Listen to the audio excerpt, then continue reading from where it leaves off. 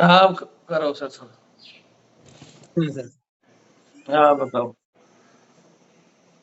रख दो अब तो। सर 9 दिन मेरा भाई था Aditya Kumar Sachan, army number 13964324H, सिपाही NA, nursing assistant, Bathinda MH में तैनात था सर। हाँ क्लास सेकेंड की उसकी ट्रेनिंग चल रही। वहां से जो है ना, उनके जो सहयोगी थे, उन्होंने मेरा एक छोटा। हेलो, ये हाथ हाथ हाँ सर नमस्कार। नमस्कार। थोड़ा सा दूर रखो जिसमें चेहरा दिखे आपका, ज्यादा नजदीक आ गया। हाँ यहाँ रखो, यहाँ रखो। अच्छा आप ये आपका गांव कौन सा है सर? माचा। माचा।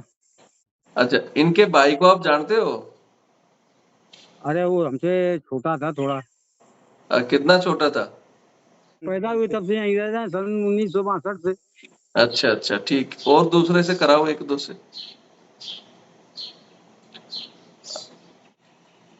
आप भाई का इनका खूब जानते क्या नाम? कुछ हमसे छोटा है था मैं हैं? तो वो जब से गायब हुआ है वो तब से आपने कभी गांव में उनको देखा नहीं? जब से वो नहीं है, मिले नहीं किसी को भेड़े नहीं दिया, न गाँव वाले को न बाहरी किसी को नहीं मिले दोबारा को नजर। लेकिन जब घर आते थे तब बनाते थे जो है ना, कि ऐसे ऐसे होता है जो है ना, छुट्टी मिलती है और ये सब ढंग से। बाकी वैसे वैसे कोई दिक्कत नहीं बताई कि हाँ इतनी दिक्कत होती है। अच्छा अच्छा। ना उनका ऐसा कोई इरादा था। जय हिंद, जय भारत, वंदे मातरम। मैं रविंद्र फौजी। साथियों, आज मैं आपको कुछ वीडियो दिखाने जा रहा हूं और मैं आपसे आशा करूंगा कि आप अगर इस वीडियो को शेयर करें या आपके पास इस केस से रिलेटेड कोई जानकारी हो तो मेरे पास जरूर भेजें। सबसे पहले मेरा ये नंबर नोट कर लो, 8290354513, 8290354513। ये मेरा कॉलिंग और व्हाट्सएप नंबर है। कुछ भी इस केस से रिलेटेड आपके पास जानकारी है तो आप इस पर मेरे पास जरूर भेजें। आपके पास जानकारी नहीं है तो इस वीडियो को शेयर कर दें। अगर आप वीडियो को शेयर करते हैं तो हो सकता है इस जवान को इंसाफ मिले। आपको बता दूं कि एक जवान जो Avind Kumar Sachan, army medical corps AMC का ये जवान, जिसको कि एक कर्नल साहब की लड़की से अब उसकी दोस्ती थी या प्यार था, लेकिन उस दोस्ती और उस प्यार का इसको इतना गंभीर सजा इसको भुगतनी पड़ी कि आज तक बंदा गायब है। ये अभी तक ना ही तो घर पहुंचा है और ना ही इसका कोई अता पता है। तो अगर मैं बिल्कुल स्टेप बाय स्टेप, इनके घर वालों से मेरी बात हुई है, इनके गांव वालों से भी मेरी बात हुई है। मैं चाहता हूं कि अगर आप इसको कहानी सुनेंगे और जो बंदा इसके साथ जिसने सर्विस की है, हो सकता है वो लोग आज रिटायर हो गए हों, अगर वो इस वीडियो को देखेंगे और इनके बारे में कुछ बता सकते हैं तो इस बंदे को इंसाफ मिल सकता है और साथ में इसके परिवार को भी कुछ मिल सकता है। क्योंकि इसका परिवार इस केस को लेकर हाई कोर्ट में गया, हाई कोर्ट ने भी नहीं सुनवाई की। AFT में गया, AFT ने भी नहीं सुनवाई की। प्रधानमंत्री, रक्षा मंत्री जी को सबको लेटर लिखे, लेकिन किसी ने नहीं सुनवाई की। और क्यों नहीं की? क्योंकि वो जवान था। क्योंकि वो जवान था और इस देश में जवान की सुनने वाले बहुत कम लोग हैं। तो मैं जो भी ये वीडियो देख रहे हैं और आपको लगता है कि भी हाँ एक जवान था जिसने 10 साल देश सेवा की और 10 साल देश सेवा के बाद में आज उसके परिवार को ये तक नहीं पता कि वो जिंदा है या मर गया या किसी ने उसे मार दिया। सिर्फ उसके घर वालों को जब वो वहां पहुंचे हैं, इनकी यूनिट 174 मिलिट्री हॉस्पिटल उस समय भटिंडा में थी। हालांकि ये कोर में थे और 6 महीने के लिए वहां जो मेडिकल कोर का क्लास 2 होता है वो करने के लिए आए थे।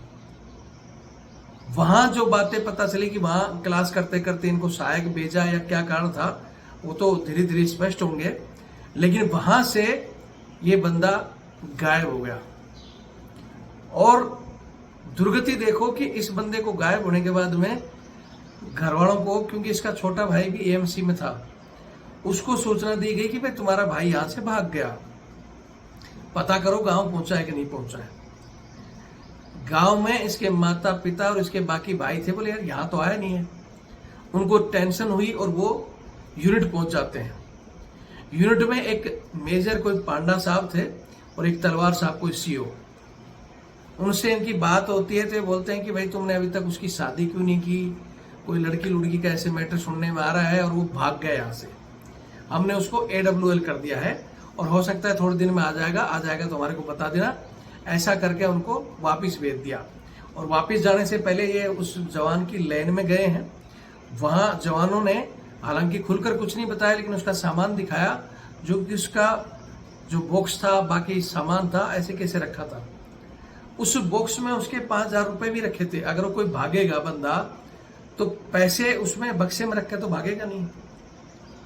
वो भी उस समय 5,000 रुपए, जो कि बहुत बड़ा एक वो होता था कि भाई मतलब 5,000 रुपए एक आदमी की उस समय 1 महीने की तनख्वाह भी नहीं थी। जिस समय का एक केस है, तो अगर वो जाता तो पैसे लेके जाता, ठीक है। तो इस कहानी में जो बातें निकल कर आ रही हैं उसका सीधा ऐसा हुआ है कि वो बंदा वहां से भागा नहीं, बल्कि पता चला होगा कि भाई कर्नल की बच्ची से इसको सहायक भेजा होगा, और सहायक भेजा तो सहायक भेजते भेजते जो भी चीजें हुई, और होने के बाद अगर साहब को पता चला तो उन्होंने कुछ प्लान बनाया और इसको करवा दिया बिल्कुल खत्म। ये हमारी सोच है। मैं चाहता हूं कि आप भी कमेंट्स दें इस विषय पर। कमेंट्स के साथ साथ जो उस समय ये केस है 1995 का, 1985 में भर्ती हुआ था, 1995 भटिंडा एमएच का। तो मैं गुजारिश जरूर करूंगा कि उस समय अगर कोई उस भटिंडा एमएच में पोस्टेड थे, अगर आज कोई रिटायर्ड हैं या जहां तक ये कहानी पहुंचती है, तो मेरा जो मैंने नंबर दिया उस पर जरूर बताएं कि भाई ये क्या हुआ था। क्योंकि बंदा ड्यूटी करते हुए तो नहीं बता सकता, लेकिन कम से कम अब तो बता सकता है कि हाँ सर उस समय ये हुआ था। आज तक उस बंदे की ना कोई डेड बॉडी मिली है, ना ही घर वो पहुंचा है, क्योंकि मैंने उसके गांव वालों से बात की है। वो वीडियो भी मैं आपको दिखा रहा हूं। सेना इस केस में दूसरा पहलू जहां हमारे को डाउट लग रहा है कि इनके घर वाले एक बार आते हैं, इनको भेज देते हैं, दोबारा फिर आते हैं इनके पिताजी कि भाई क्या हुआ, बच्चे का कुछ पता चला? बोले जी नहीं आया। उसके बाद 3-4 महीने के बाद में दूसरी बार आते हैं, तो वो वहां पंजाब में FIR करवाते हैं कि भाई ऐसे ऐसे बंदा लापता है। तो उनके जो भाई बोलते हैं कि सर किसी कर्नल की लड़की का इसमें कुछ लग रहा है, और वो उल्टा सीधा जवाब दे रहे हैं ये FIR में लिखो। लेकिन वहां बात करके और पुलिस को बता दिया गया, पुलिस ने सिर्फ गुमशुदा की तलाश लिखी, कोई नहीं सुनवाई हुई। उसके बाद में ये फिर चले गए, इन्होंने लेटर वगैरह लिखे, तो उसका सामान घर भेज दिया गया। जबकि फौज किसी को डिजास्टर भी घोषित करती है, मतलब उनको डिजास्टर कर दिया कि भाई वो तो डिजास्टर है, भगोड़ा है। और भगौड़ होने के बाद में फौज 2 साल तक मेरे हिसाब से किसी का सामान नहीं बेचती है। प्रॉपर कोर्ट ऑफ इंक्वायरी होती है, उसका इंतजार करते हैं। अगर कोई मर भी जाता है तब भी 7 साल तक उसका इंतजार होता है। 7 साल बाद उसको डिक्लेयर करते हैं, फिर घर वालों को बेनिफिट देते हैं। तो इस केस में क्यों 3-4 महीने के बाद में उसका सामान भेज दिया गया? इंतजार क्यों नहीं किया गया? क्यों कि उनको पता था इंतजार हो तो आएगा ही नहीं, पता नहीं दफना दिया गया या कुछ और कर दिया गया। तो मैं चाहता हूं कि आप स्टेप बाय स्टेप इसके कहानी को सुने। पूरा सुनकर आप अगर उस समय प्रेजेंट थे तो मेरे व्हाट्सएप पर मैसेज कर सकते हो, कॉल कर सकते हो, लिख सकते हो। कॉल नहीं उठाऊंगा तो मैसेज कर देना, या कभी भी कॉल कर सकते हो सकता है आप बोलोगे भाई मैं तो था नहीं, मेरे को क्या लेना देना। आप नहीं थे तो आप शेयर करें। आपके आसपास में कोई AMC के बंदे हैं, कोई पुराने, तो उनके पास पहुंचे कि भाई ऐसे ऐसे कोई केस हुआ था, उस समय आप थे, आपने कुछ सुना था। साथियों, अगर कुछ हुआ है उस बंदे के साथ तो उनके घर वालों को इंसाफ मिलना चाहिए, क्योंकि 10 साल की सर्विस में डिजास्टर घोषित करके ना ही तो उनके घर वालों को कुछ मिला है। अब उनके घर वाले कह रहे हैं कि हमें कोई बात नहीं, पैसे ना मिले, कुछ भी ना मिले, तो हमें कम से कम ये तो पता चले वो जिंदा है, मर गया तो उसके कुछ अस्थि पंजर दें, जाके हम विसर्जन कर दें, कुछ तो करें। हमारे को दिमाग में संतुष्टि तो आए कि हमारा बच्चा कहाँ है। आपको लगता है कि इनको इंसाफ मिलना चाहिए तो वीडियो को शेयर करें, और जिसके पास भी जानकारी है तो मेरे तक पहुंचाएं। रिटायर होने के बाद आदमी बोल सकता है कि राजस्थान का भी इसी तरह का केस आया था, मैंने पिछले चैनल में मेरे में डाला भी था कि एक अधिक जो वीआईपी ड्यूटी आती है ना, एलओ ड्यूटी लगाते हैं कि वीआईपी जहां जहां घूमता है उसको बाद में विदा करना है। ऐसे ही वीआईपी तो चले गए थे, लेकिन चमचागिरी में सीओ साहब ने स्टेशन तक 2-4 आदमियों को और एक्स्ट्रा भेज दिया कि जाओ साहब के साथ। और वो बंदा वहां एक्सीडेंट हो जाता है ट्रेन के प्लेटफॉर्म पर, लेकिन वो ड्यूटी पे था नहीं। सीओ साहब ने किस तरह उसको क्या किया, डेड बॉडी कैसे वर्दी उतार कर सिविल ड्रेस डाली, लीव स्लिप उसके जेब में डाल दी और उसको दिखा दिया भगोड़ा। लेकिन वो राजस्थान का केस था। ऐसे ही वीडियो देखकर एक बच्ची ने मेरे को फोन किया कि ऐसे ऐसे बात है, आप एक बार थोड़ा हमारा पता करो। मैंने वो वीडियो डाला तो किसी बंदे ने मेरे को फोन किया कि सर ये तो हकीकत में ये कहानी थी।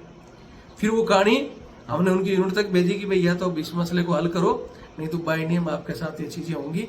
फिर बाद में उन्होंने जिसकी आवाज थी वो सुनकर इस बंदे ने बताया था, वो उसके पास भी पहुंचे और परिवार के पास पहुंचे। परिवार को जो लेना देना था वो शायद उनको लिया दिया नहीं, क्योंकि उस समय मेरे पास वो उनके परिवार का, उनकी बच्ची का फोन आता रहता था।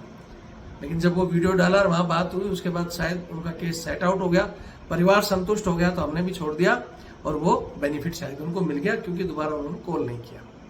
तो ऐसे ही हम चाहते हैं कि कम से कम इस परिवार को इनका जो बेनिफिट है या कम से कम इंसाफ तो मिले। अगर आप भी चाहते हो तो वीडियो को पूरा देखकर शेयर करें। कहानी मैं आगे और बता रहा हूँ, देखिए और शेयर करें। जय हिंद, जय भारत, वंदे मातरम।